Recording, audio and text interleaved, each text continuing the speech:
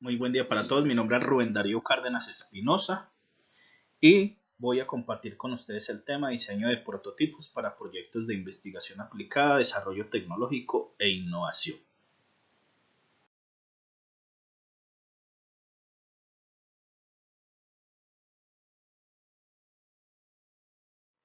El objetivo es brindar claridad acerca de los criterios de selección de un actuador, el análisis estructural y funcional de un microcontrolador, esbozo de las propuestas mediante técnicas de expresión gráfica manual y digital y generación de modelos virtuales. La agenda propuesta está el saludo inicial que acabamos de dar.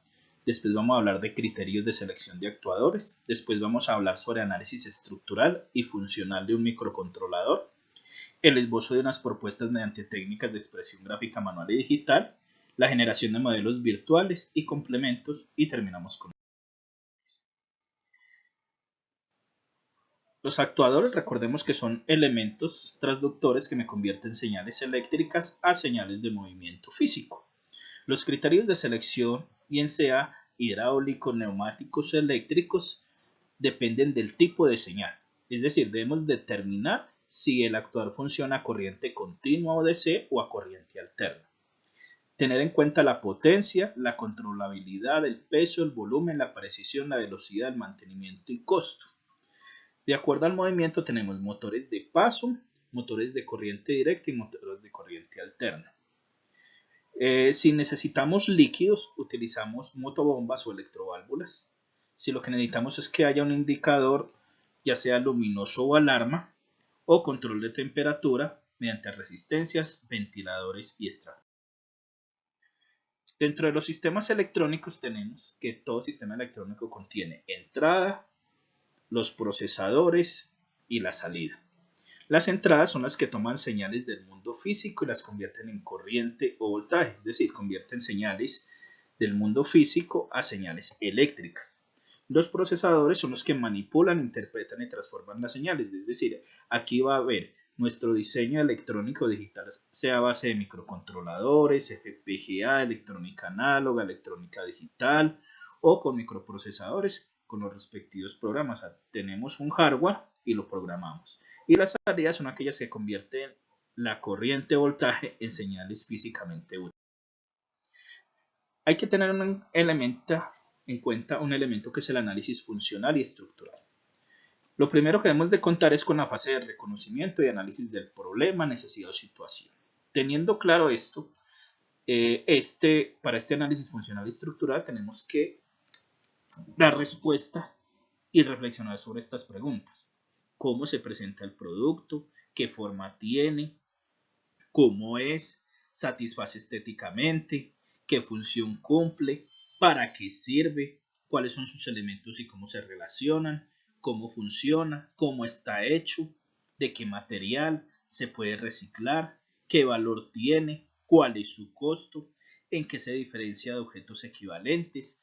¿Cómo está vinculado a la estructura sociocultural? ¿Y a qué demanda social corresponde? Ya después tenemos que ir a la fase de síntesis, es decir, vamos a simplificar cómo es, qué función cumple, cómo funciona y cuál es su costo. Aquí es donde viene la parte de ingeniería y desarrollo para lo cual nos formamos. Si es tecnología en electrónica o tecnología en sistemas o en automatización o ingeniería. Ya la tercera fase es el análisis de las relaciones del producto con su entorno, con la estructura sociocultural. Podemos entonces concluir en este momento que el análisis funcional es el objeto que cumple el propósito para el cual fue concebido y construido, es decir, cumple unas especificaciones. Es decir, cómo funciona el producto, para qué sirve, describe las operaciones simples que realiza el objeto, cuáles son las funciones auxiliares del objeto y su relación. Dentro del análisis estructural debemos de tener en cuenta que consiste en la estructura del objeto, el modo en que están dispuestas las partes, confeccionar el listado de componentes, determinar su misión de cada uno y las relaciones entre ellas, qué forma tiene, cómo está hecho, de qué material es, cuáles son las partes que lo componen y describir de qué manera se relacionan esas partes. Ya si nos queremos enfocar con un diseño a través de un microcontrolador, debemos de tener en cuenta que este tiene una arquitectura básica que lo compone, es decir, tienen los elementos de entrada, unos puertos de entrada, unos puertos de salida, y el al interior entonces está compuesto de la unidad central de proceso, es donde hace el procesamiento, es como el cerebro, el cual va conectado y comunicado a través de los otros elementos funcionales a través del bus de datos. Ese bus de datos me permite comunicarme con los datos de entrada y salida. Si tengo un elemento especial como un conversor análogo digital o digital análogo, también me sirve para tener comunicación con los elementos de control. Esos elementos de control son los que me van a dar permiso para lectura, escritura o acceso a alguna parte de la información. Contiene una memoria, tienen contadores, tienen temporizadores y algunos tienen un contador y perro guardián, es decir, una forma de protección ante intrusos y ante copias que le vayan a hacer a su código fuente. Un sistema microcontrolado, entonces generalmente está compuesto de el otro componente que es el software, el programa en el cual se hace. Generalmente tenemos un editor, en el editor realizamos las operaciones de acuerdo al algoritmo que va a solucionar el problema.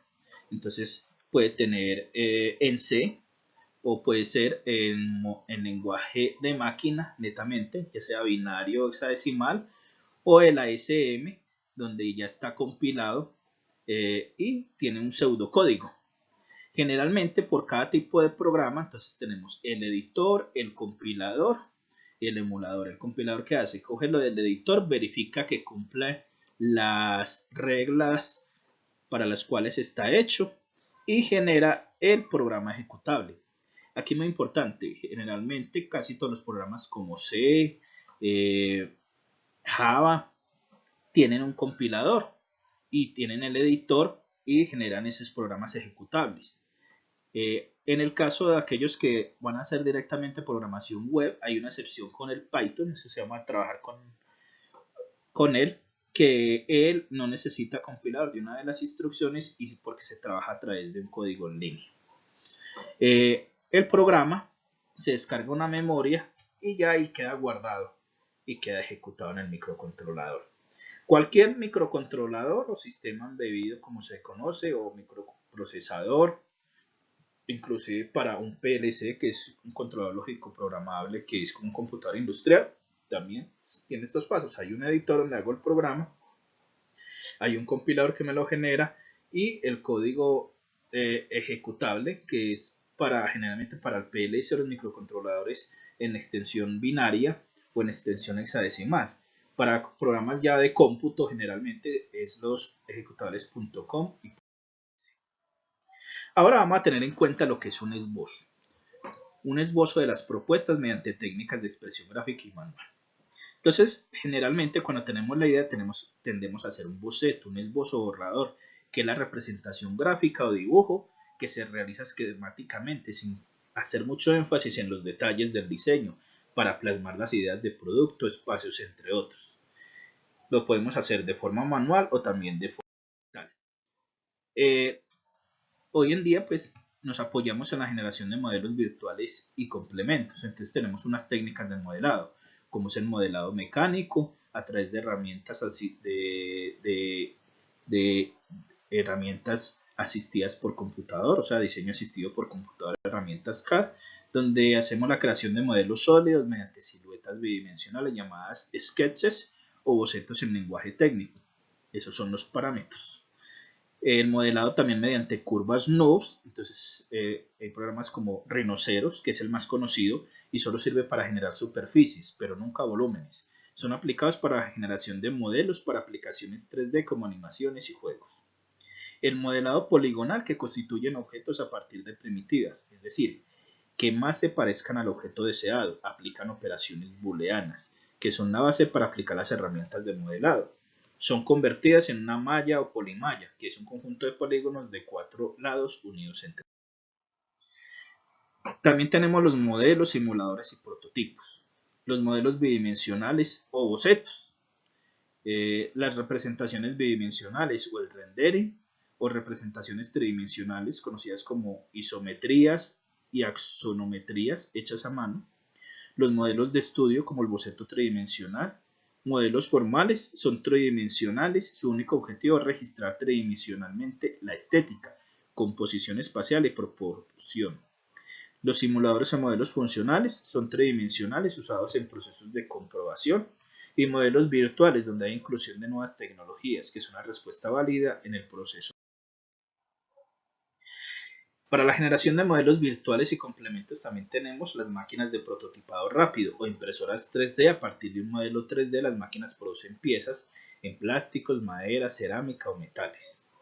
Los datos generalmente se realizan por diseño asistido por computador, la gran mayoría es en formato hay que tener en cuenta que en los modelos, simuladores y prototipos hay unos conceptos. Primero, el prototipo es el primer modelo del producto a tamaño real o con materiales definitivos planteados para su fabricación. Su propósito es la validación técnico-constructiva, funcional, ergonómica, de distribución y o mercado de la propuesta.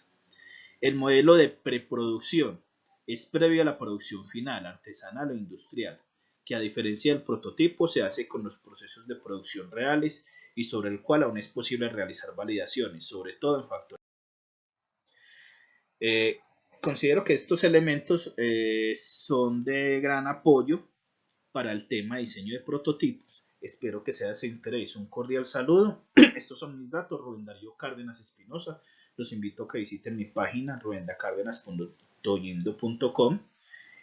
También estos son mis datos de correo electrónico. Muchas gracias por su atención.